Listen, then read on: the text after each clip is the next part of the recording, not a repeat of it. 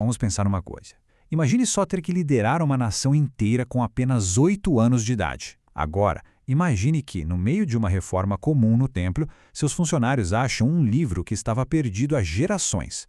Um livro com um conteúdo tão forte que faz um rei rasgar as próprias roubas de desespero. Pois é, essa é a história do rei Josias e da descoberta que abalou o destino do seu reino. Ok, vamos começar com esse número aqui, 8. Essa era a idade que Josias tinha quando virou rei de Judá. Pensa bem, uma criança, de repente, com a responsabilidade de guiar toda uma nação. E olha, desde o comecinho ele já mostrou a que veio. Os registros dizem que ele sempre andou na linha, sem se desviar. Isso já dá uma boa ideia do tipo de líder que ele era. Bem focado e com um senso de propósito muito forte, mesmo sendo tão jovem. Bom, agora vamos avançar para o momento principal. Tudo começa com um projeto que à primeira vista parece algo bem normal para um rei, uma grande reforma. Aos 26 anos, já no 18º ano do seu reinado, Josias decide que é hora de restaurar o templo do Senhor. Esse grande projeto público vai ser, sem que ninguém imaginasse, o ponto de partida para tudo que estava por vir. As instruções dele foram super claras e práticas, o que mostra um foco em organização e responsabilidade. Primeiro, juntar o dinheiro. Segundo, entregar para os supervisores. Terceiro, usar a grana para pagar todo mundo. Um plano bem direto, sem enrolação. E aqui a gente vê um detalhe impressionante sobre o clima do projeto.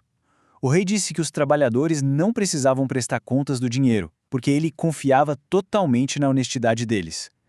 Isso diz muito sobre a cultura de integridade que Josias estava construindo no seu reino. E é bem no meio dessa reforma, que parecia tão rotineira e honesta, que a história dá uma virada daquelas, completamente inesperada. Um momento decisivo estava para acontecer ali, dentro das paredes do templo. Então, o sumo sacerdote Ilquias chega para o secretário do rei com essa frase. Imagina o peso dessa declaração. Um texto sagrado, um guia para a nação, que estava perdido há gerações, é redescoberto ali, no meio dos escombros de uma reforma. A partir daí, o livro faz uma jornada rápida, mas fundamental. Encontrado pelo sacerdote, ele passa para o secretário, que leva o livro direto para o rei Josias. A informação sobe na hierarquia muito rápido, direto para o topo. Agora, vamos focar no impacto que as palavras daquele livro antigo tiveram no jovem rei. E como a gente vai ver, a reação dele não foi nada discreta. O texto diz que, assim que ouviu as palavras, o rei rasgou as próprias vestes. E isso não era só um gesto dramático, era um sinal profundo de luto, de angústia, de horror naquela cultura. Era a demonstração externa de um choque interno gigantesco. E isso nos leva à pergunta óbvia, né? Por que essa reação tão extrema? O que poderia estar escrito naquele livro para causar tanto desespero em um rei?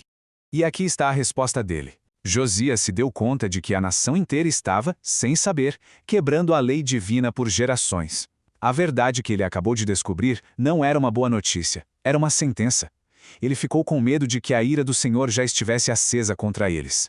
Apavorado com essa revelação, Josias não fica paralisado. Pelo contrário, ele age. Ele busca orientação divina imediatamente. E a pessoa escolhida para dar essa orientação é a profetisa Hulda.